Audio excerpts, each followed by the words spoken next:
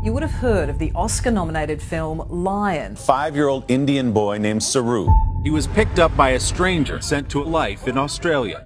A child goes missing every 8 minutes in India. I was a child that was accidentally lost.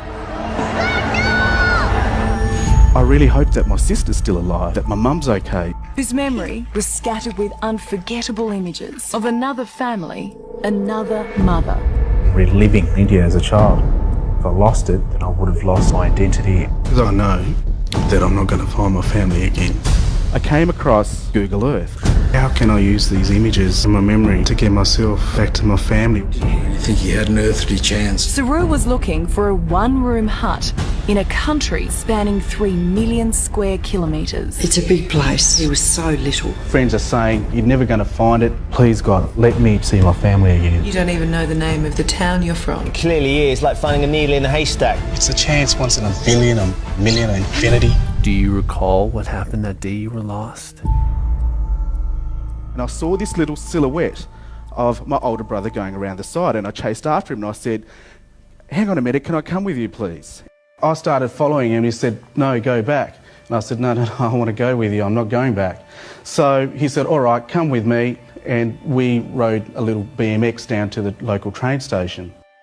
We got there about 9 and I was quite tired and sort of weary and sleepy. I'm only sort of 5 years of age and it's past my bedtime.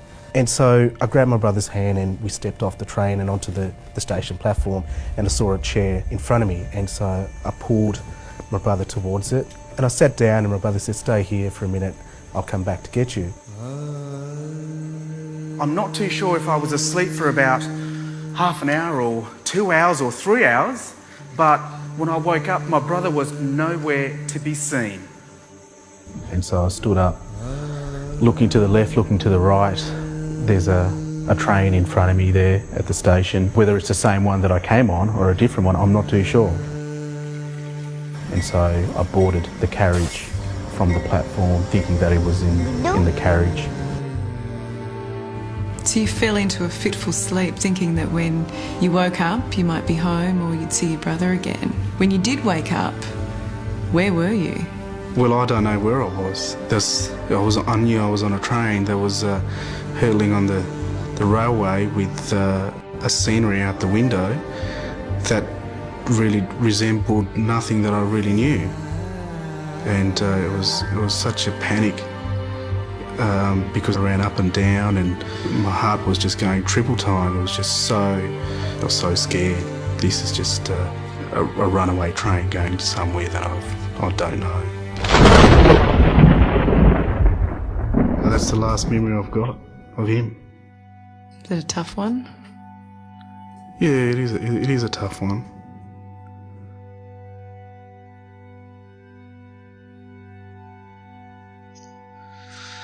Yeah, you know, it's hard for me because, you know, I love the whole of my family, but I was just so close to my brother. Saru's eldest brother, Guru, was his idol and the closest he had to a father. He always held my hand when I walked with him. I sort of, you know, put my head up and looked up at him whilst we were walking, and it was just a big smile. It was almost like security and I'm safe and I'm with him. 5-year-old Saru couldn't know that the train would take him nearly 2,000 kilometres across India to one of the most populated and unforgiving cities on earth. When you arrive in Calcutta, there's a sea of people trying to get on the train. I was so scared. You know, it was such an alienating place. I've never been here before. So many people, and all I wanted was my brother and my mother. Everyone was shoving and pulling, and I was just a tiny little boy. I just cried and cried and called out to my brother, but you know, he was never there. I know that I'm not going to find my family again. Saru would find a family of sorts in this tiny orphanage. Out of all of those children, do you remember Saru? I do, because I spent a lot of time with them. The Indian government declared me a lost child of India. I was adopted out to Australia, to a Australian family. When Saru was first with us though, and we'd go out to the supermarket or whatever, it was invariable that Saru would find something on the floor, be it a coin, a hair clip. He'd always come home with a little thing, and the kindest little one that he ever gave to me was this beautiful little butterfly. But he said, no take. He was worried that I thought he might have. Because I said, where'd that come from? And he just pointed to the ground and he picked up this little thing, and I never made him feel bad about it because it surely helped him to survive in India. You put up a map of India in your house. Why was that important? We had no idea where the boys really came from, but we wanted to show respect to the country. So the map, of course, was an integral part of his bedroom that he came home to. I woke up every morning seeing that map, and hence it sort of kept the memories alive. I really hope that my sister's still alive. I hope that my mum's okay. Is my brother's still there? Is Gudu still there? I wasn't a child that was given away. I was a child that was accidentally lost. What was that moment like, believing in the bottom of your heart that he was looking for you? Yeah. My brother, I don't think he would have been a guy that would have given up. You know, he was just like my mother. Did you ever try to put it out of your mind growing up that there was this sister, this brother, this mother that was probably looking for you? No, never. I would have kept that till the day that I die. How did you manage to hold on to those memories? Were you retelling yourself parts of the story to remember as you were growing up? It's mostly visuals, because my visuals were heightened right from birth. You know, you're living off your wits, and when you sort of live off your wits, you've got to, you know, think spontaneously on the spot and go. If emotions came in, then I think, you know, that's sort of the end of you. The psychological scarring from being on the train and then coming to Calcutta and going through the hardship, then going to sleep as well at night and just reliving what had happened to those times in India as a child.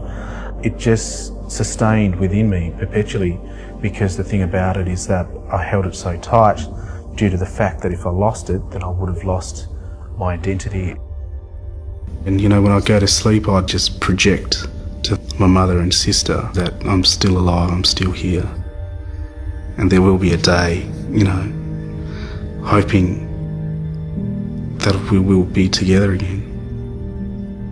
One of my friends said, you should have a look at this, it's Google Earth, it's amazing.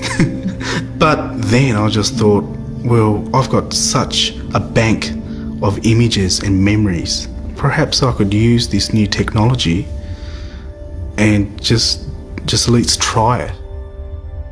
Saru was looking for a one-room hut in a country spanning 3 million square kilometres. And when you look at India, it's so massive, that's impossible.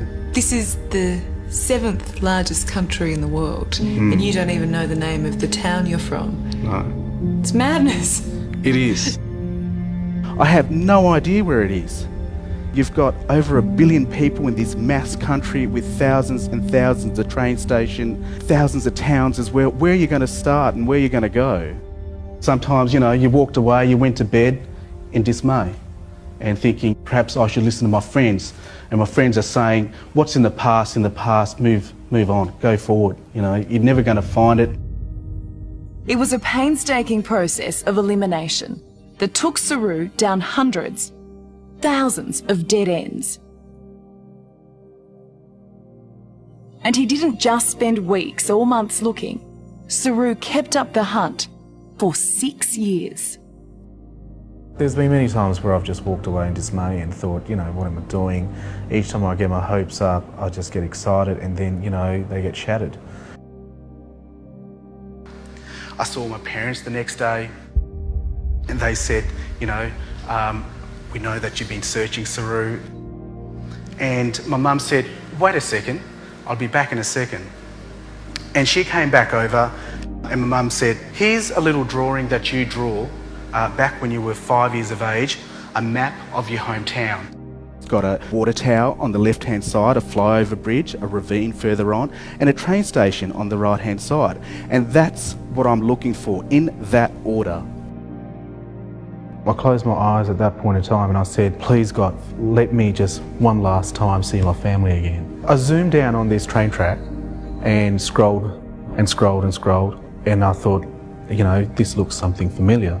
And so I zoomed in and I saw the water tower, and I'm just like, is this a dream? Is this, you know, is my mind playing a game? That was such a pivotal moment in my life. He went into the office one morning and sat down in front of John and said, Dad, I think I've found my home. I think I've found where I've come from. Saroo made the potentially heartbreaking journey halfway around the world. The boy inside led him along the old streets of his childhood. I had people talking to me in my head. Is this the right place? Even though your legs are taking you on the road that, you know, you used to walk 25, 26 years ago, I was almost at a point where I said to myself, this isn't the place. Eventually, Saroo found where he had once lived. But there was no house, just a pile of rubble. Well, I just, you know, put my hand on my face and just thought, perhaps the worst is actually what's happened, and they're not there anymore. Perhaps my sister's been sold off. Perhaps my brothers are all dead. Perhaps my mother's dead too. But then a stranger recognised Saroo's childhood photo.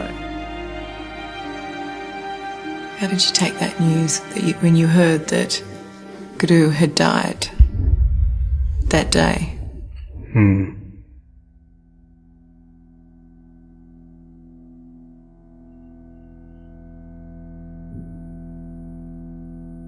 It was the biggest shock that I could have ever had. It was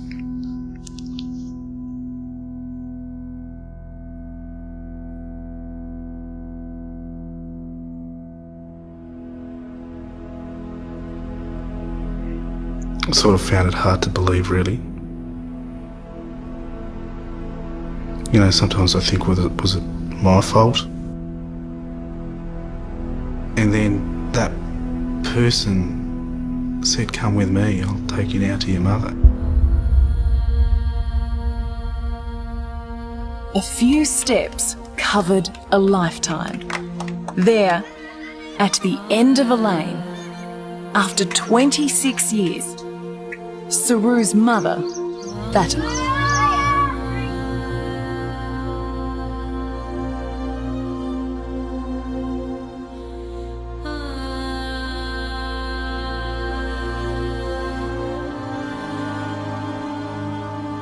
You'd found her. It was such a shock. She came forward and we hugged, and I think she was in as much, if not more, shock as I was.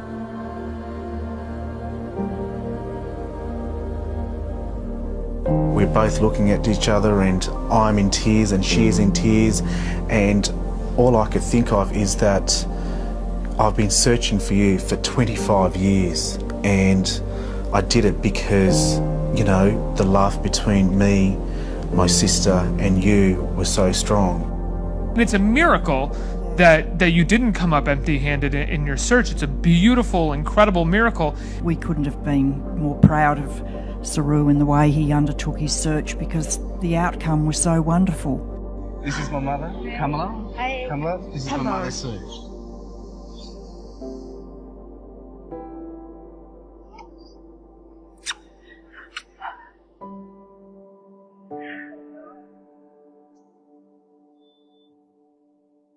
We held each other, and I wanted to ask her a couple of things.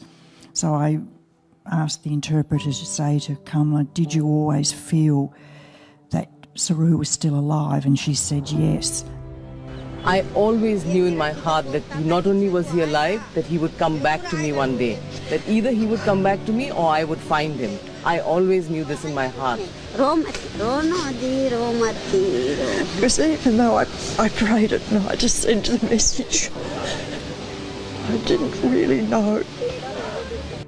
And, you know, for me, that was just the most incredible thing. And I thought, oh my goodness, you know, every night of your life going to sleep in these conditions, trusting that your little boy's still alive. And there I am, standing there in the dirt in the street, and she's trying to comfort me and wipe away my tears, which, you know, I had the blessing of her son. I had the good life. And then she said to me through the interpreter, you know, don't cry, he's your son, I give you my son. He's your